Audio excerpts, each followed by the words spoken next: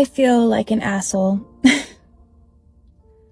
I just found out that a guy that creeped me out at the gym, he actually has dementia, so he can't help the way he acts or why he does the same exercises every time he's at the gym, or just his little quirks.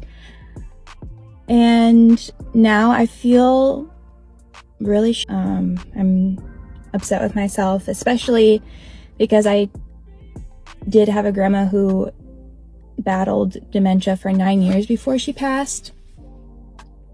So I'm just like kicking myself.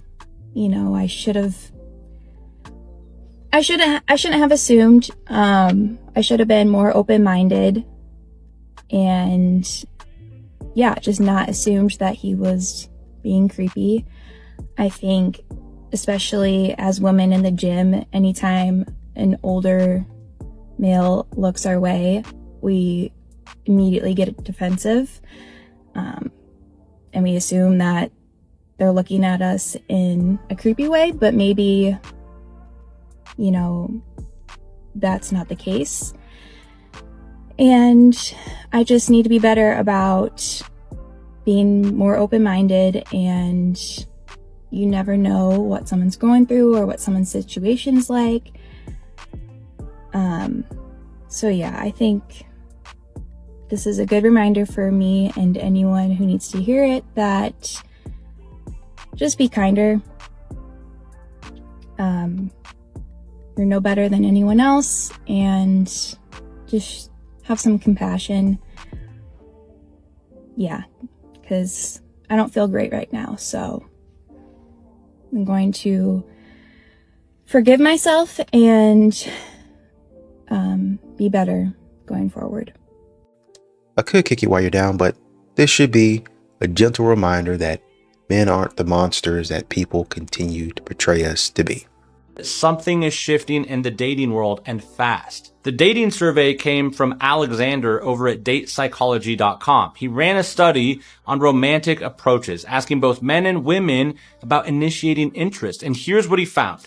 50% of men said they had not approached a woman romantically in over a year. Meanwhile, 35% of women under 30 said they hadn't been approached by a man in the same amount of time. But get this, 77% of women under 30 said that they want to be approached more.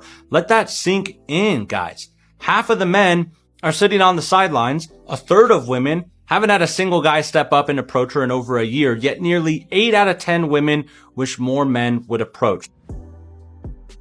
My thing is, why are we giving you money and you don't even, you getting rid of it? Like, you don't even want the responsibility. Okay. And we are rewarding women for term pregnancy and then calling a man a deadbeat.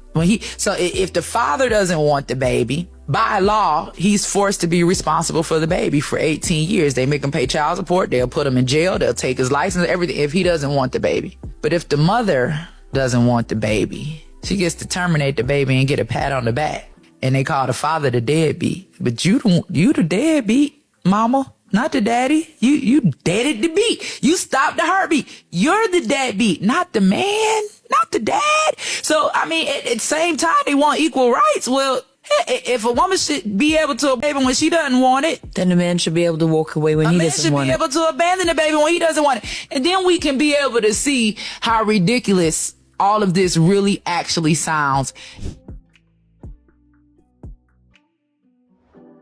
She says no, sorry, I'm not interested. What's the worst case scenario at that point? What happens? What happens? Do you shrink an inch? Do you lose? Like, does your hairline recede an inch? Does money like fall out of your bank account? What happens? Please. So I have minus 1,000 aura. No, that's not a thing. The aura is lost. Okay. And if she says yes, how much aura is gained? Please. You'd rather hold your dignity You ain't holding no lady in your bed because you scared you holding your dignity. Because you ain't getting no play. If you not approaching nobody, just say have a nice day with a smile and walk off. Thank you, Sancho. Yes. Exactly. I'm so tired, y'all. Me and my boyfriend have been together for 6 years. Don't get me wrong, he's a really great guy when it comes to like the emotional aspects. He's kind, he's smart, he's funny, he's romantic, he's emotionally intelligent, all of the things. But he cannot keep a stable job. He makes terrible decisions for his life, and it just seems like he doesn't want more out of life. Like, it just seems like we don't align when it comes to like the structural aspects of the relationship. And I really love him, but I'm starting to feel bad because I don't think I want to be with him anymore because he just can't seem to get his life together. Would I be wrong for leaving him, or should I like stick it out and see if he'll change? I got a few emails exactly like this scenario last week, and this is for my girls that are dealing with a nice guy that has no ambition. You're not wrong for wanting to end the relationship, okay? You guys have to learn to stop basing your relationships off of emotion alone. First and foremost, please understand that a man is never going to sit and wait around for you to change and get your shit together. Whatever he feels like he's missing in you, he's going to try to find in another woman. So never feel bad for doing what's best for you, okay? Mind you, this is your life. I say this all the time. You cannot build a man, okay? Get it out of your head. You will never bring a man to your level. He will always bring you to his. So if you don't like where he's at structurally, you will soon be in that same position.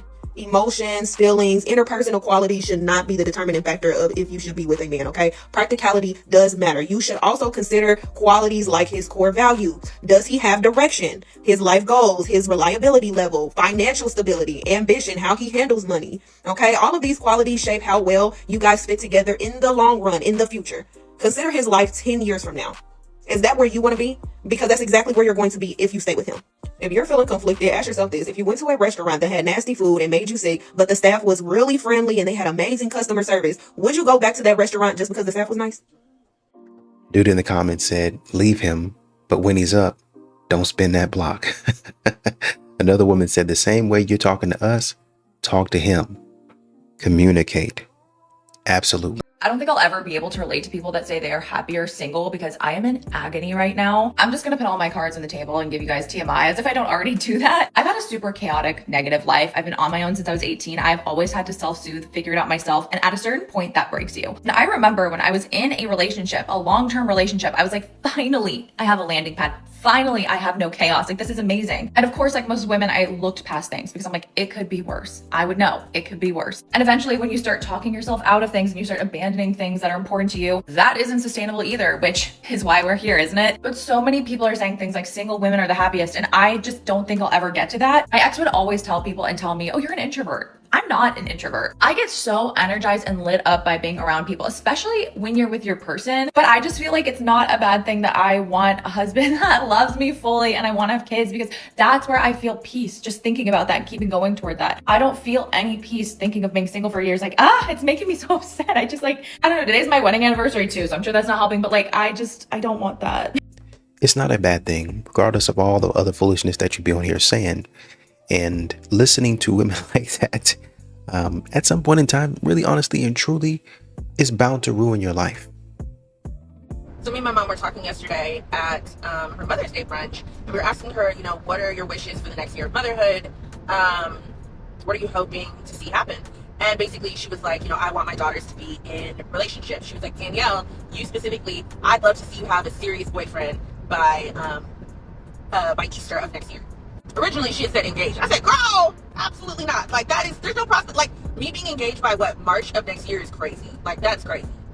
But I was like, I could probably commit to having a serious boyfriend by March of next year. Like, maybe that's, yeah. But then she took it a step further to share with me why she feels like I don't currently have a boyfriend. Which I just find a little bit hypocritical because this is the same woman who's texting my ex-boyfriend under the table. Anyway, the first thing she said is that she feels like I am too strict with my dating preferences. So specifically around race. Previously, it was like only black men. Sorry, don't want to hear anything else about it. Like, after dating a Nigerian man for as long as I did, I love black men. I do. But she says that she thinks that is potentially standing in the way. So she'd like to see me date outside of the diaspora.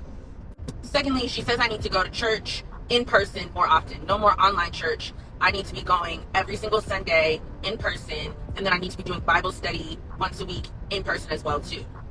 with single men. But like the problem is I've yet to find a Bible study with single men. I can totally take the advice on going to church in person.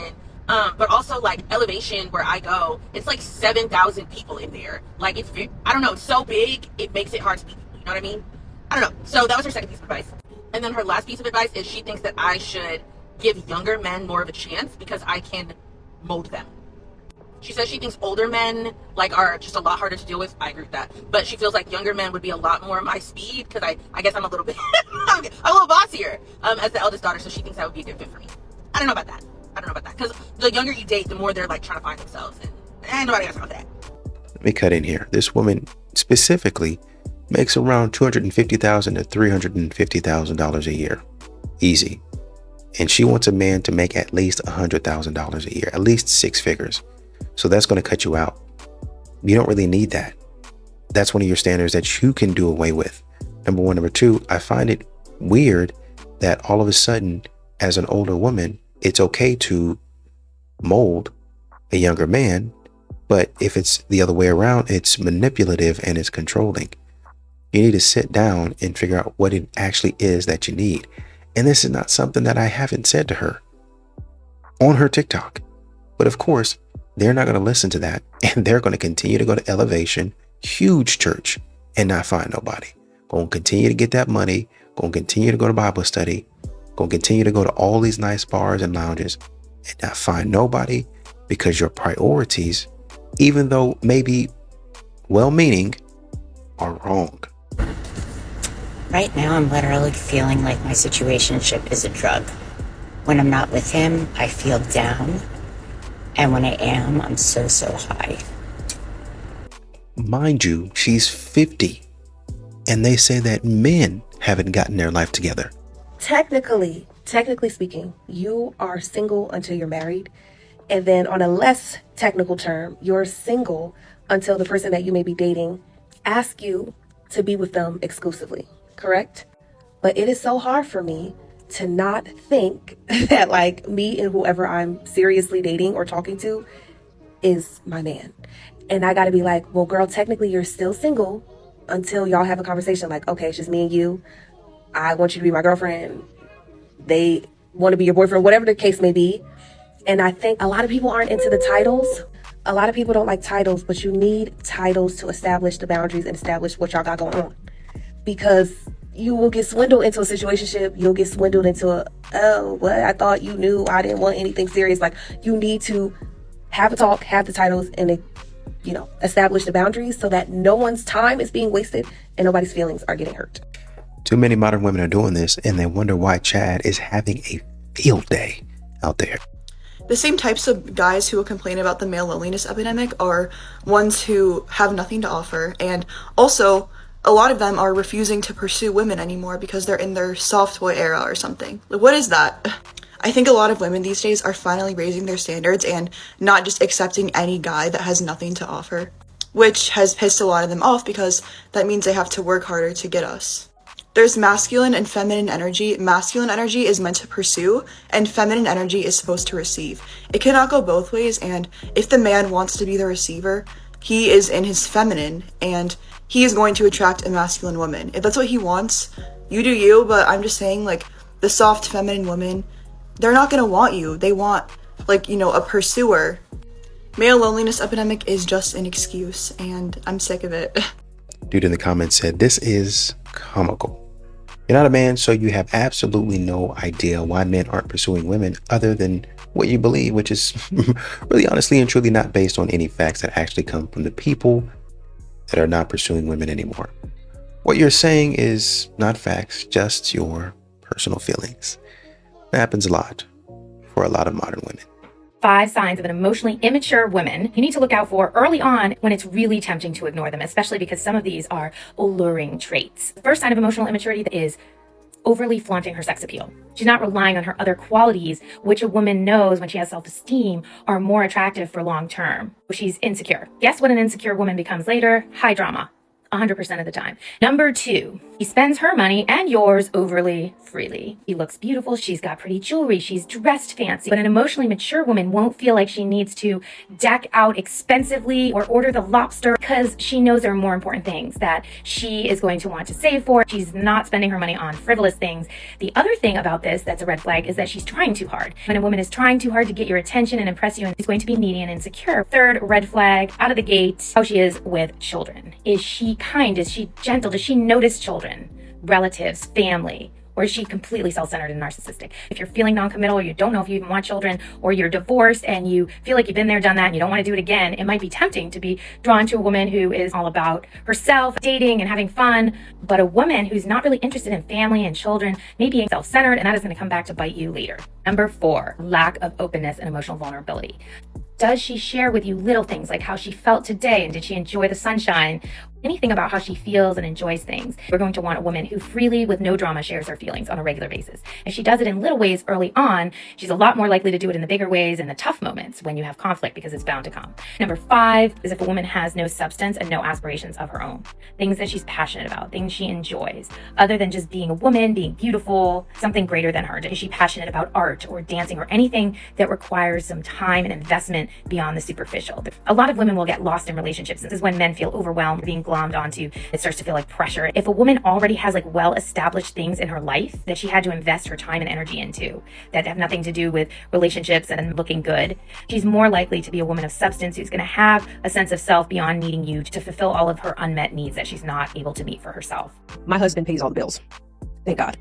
So his check literally covers everything. My check is something that we use for investments, we use for savings, and we use to pay off debt. But if for any reason I don't work for the next 20 years, we'll be fine, because he makes enough to cover all of our expenses. But I like to still work. I like that I have income. And to be honest, your girl has student loan debts. I've got debt. So I'm glad that my check is able to pay towards both him and I's debt. So anyway, so we went through and we did all of our expenses. We put down our rent, our car payments, our car insurance, our phone bills, the average cost of groceries, the cost of our Wi-Fi, the cost of electricity, the cost of water. We did an entire spreadsheet of every single bill that we had. And then we went through and we looked for ways in which we can condense the cost and the expenses of our bills. I'll give you an example. I went through and I saw that, okay, you pay $300 for your car insurance. I pay $300 for my car insurance. I went through Geico and did an estimate of how much it would cost to add Marvin to my car insurance. Guess how much it cost?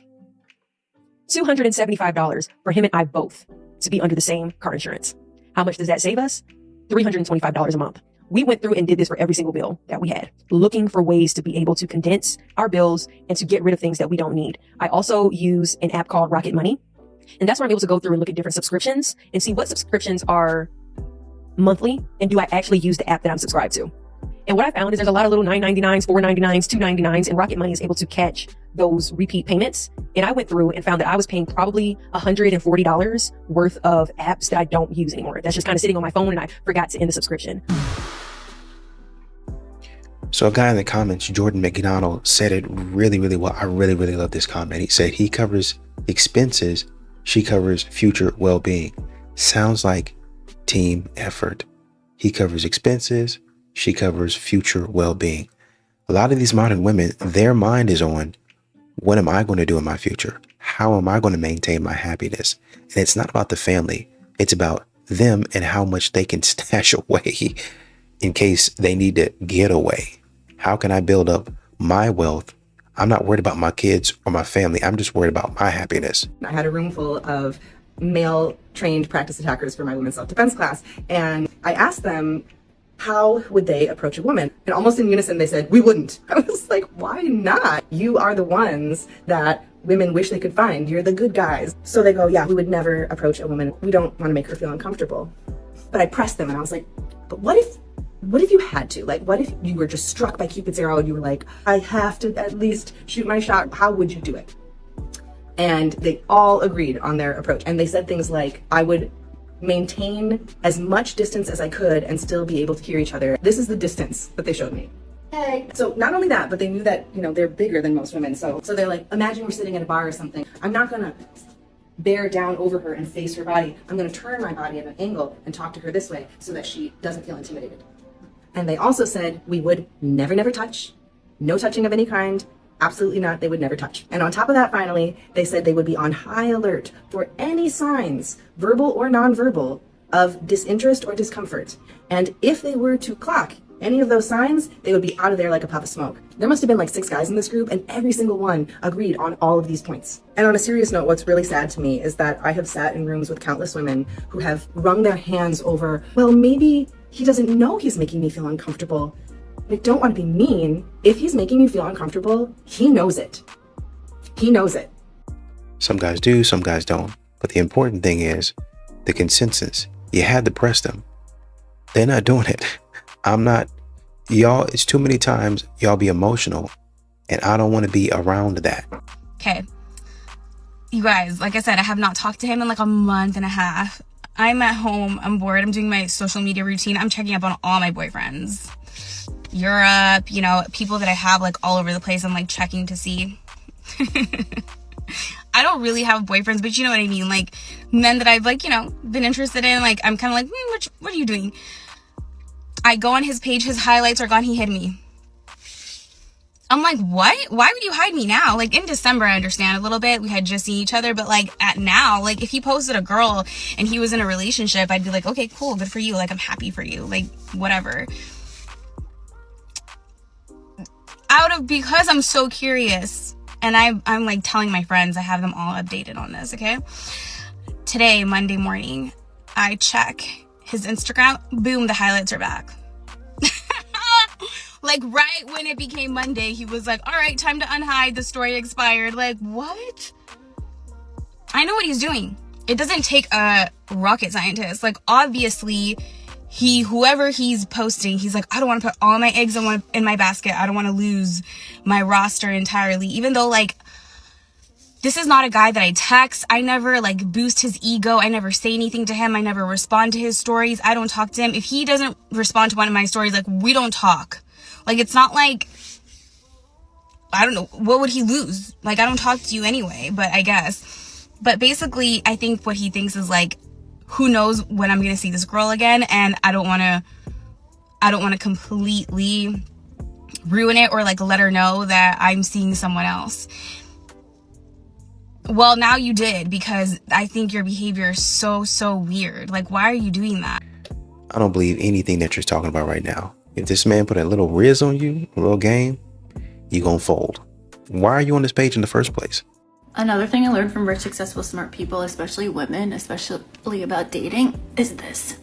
You have to stress those men out. You have to stress those men out. For example, they cannot be comfortable. They need to have this underlying fear in their body that you will leave them at any second. Because no man wants some doting girl pestering them, nagging them, texting them, calling them all day, any day of the week. It takes the mystery out of it. I don't care what you say. I'm right and you're wrong. Y'all gonna play this game and it's not gonna end well for you. You guys talk about how dangerous men can be, and then you start pushing buttons and playing with emotions, manipulating. Y'all be careful out there. Right? Because we don't seek men. The men seek us. And we pick and choose which man is worthy of being with us. And we specifically choose the men who are willing to provide. That's all. The last 3 men I've chosen to give my time and energy either paid my rent, paid my bills, or gave me money anytime I asked, or took me out on shopping sprees. I didn't have to open any doors. Why should I lift a finger around a man, right? So I'm saying that out loud, not to be funny. It's because that is my reality. Mr. D99 in the comments said, they have no idea how absolutely uneducated they sound to the entire world. Unfortunately, they don't. And then some do, but they just don't care. The number one reason why women want to know if you are a provider or protector, or if you're the kind of man who identifies and has the mentality of being a provider and a protector, is because the woman's number one need is to feel safe and secure. The reason a woman wants to know if the man that she is considering dealing with has the mentality of being a provider and a protector is because her number one need is to feel safe.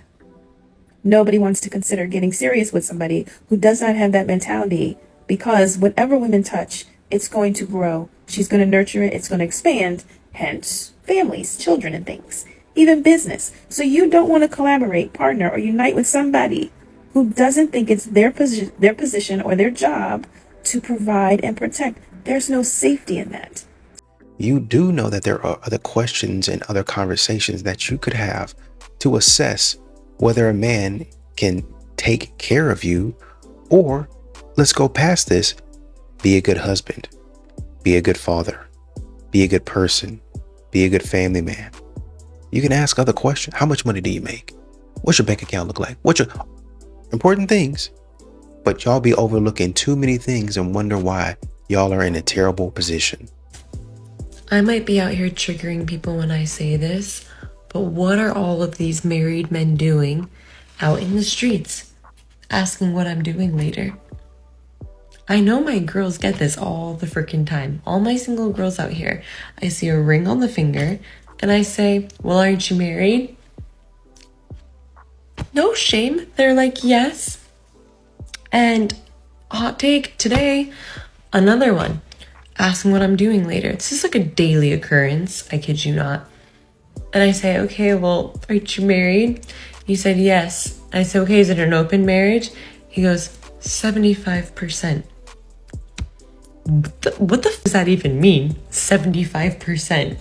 Like, can somebody actually tell me why you're even in a marriage if you don't even want to be with your wife at night? Why are we married? Why are we still doing this? It's 2025. Why are we going around as a single woman? This is terrifying. A woman in the comments said, just like all the married women out in the streets with them fine boys. She responds by saying, I'm not denying it. Man. Women are crazy and men are stupid, right? That's what we all like to say. This is part 16 of Harsh Sister Advice, where I explain things to men as if they were my brother. Women expect men to communicate to them the way other women do.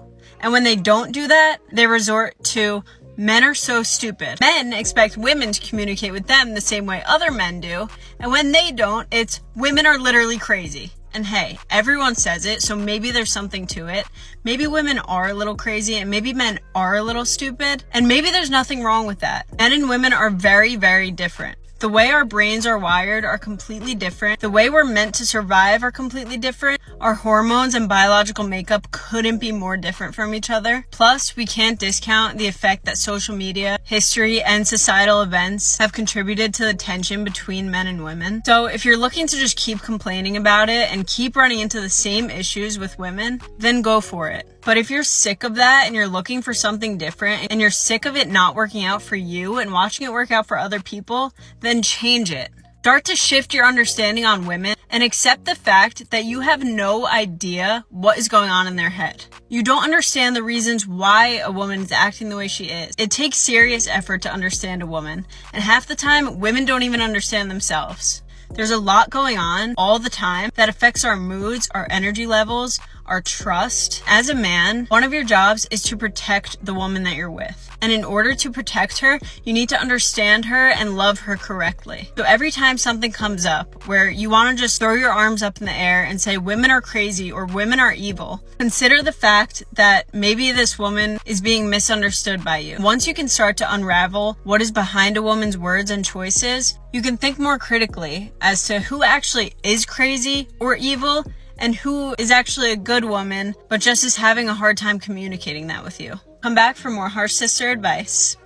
I think the problem here is that most men have to take accountability for their ignorance. They do. Or else society gonna be like, man, you a bum, get out of my face. But a lot of times, some of these ladies ain't taking no accountability, ain't doing nothing to change, not wanting to change, and still living in a fantasy world, knowing deep down, I was wrong for that.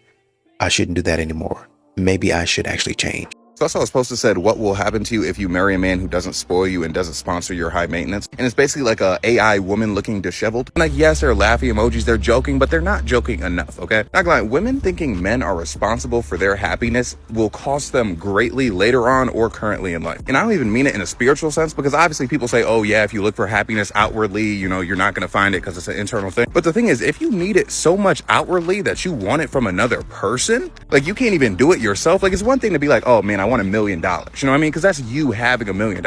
You need someone else to sponsor your happiness. Like, it sounds like you've been getting your funny up rather than your money up. I'm just gonna say this, bro. When I tell you, there is no woman on earth who's good enough to be sponsored. And don't get twisted, no man's good enough for that either. I mean, except maybe me. But the thing is, we know men aren't good enough for that. So it's like I make these posts and people are like, oh, well, what about men though? And it's like the masses aren't encouraging men to be bums and saying that it's okay. Like, legitimately, it's a problem. You know, like, there are some women who, if they have money from like husband, boyfriend, parents even, but they don't have a job, they have nothing going for them, they don't think they're broke. Like, I'm sorry, if you live off an allowance from another grown adult, you are broke. Like, that by definition.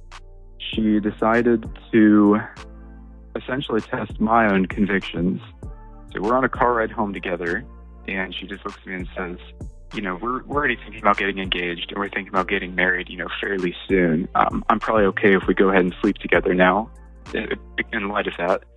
And that's something that we had talked about early on, you know, waiting, saving ourselves for marriage. And so that's the conversation we had. And she decided to put it into the test, and I failed. And Whoa. Dude, run from this. Run from this, okay? Just run from this. Par for the course. Par for the course.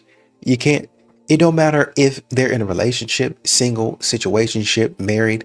These modern women are determined to be on their worst behavior. Now you have guys that are conservative men that by all standards feel like, okay, I know my role. I'm the masculine guy. I'm the guy, right? I'm the provider. I'm the protector. I'm going to go find myself a conservative woman. She's talking about conservative values. She's got the Trump hat on. I'm good, right? I'm good to go. And then they get into the situation and suddenly that woman starts talking and, you know, ripping on stay-at-home moms or saying, oh, you're just going to stay at home and make sourdough bread, and talking about, well, you're going to be trapped by a man. And all of a sudden this guy is like, did I marry, like, who is this, Chelsea Handler in disguise? Yeah. What the hell's going on? So it's getting harder to even delineate this as a conservative versus liberal problem, because it's like this rise of the conservative feminists. I think women need to realize that this little chip, this brainwashing chip, oh man, maybe it's in all of us, and it's just a matter of which women just gut it out.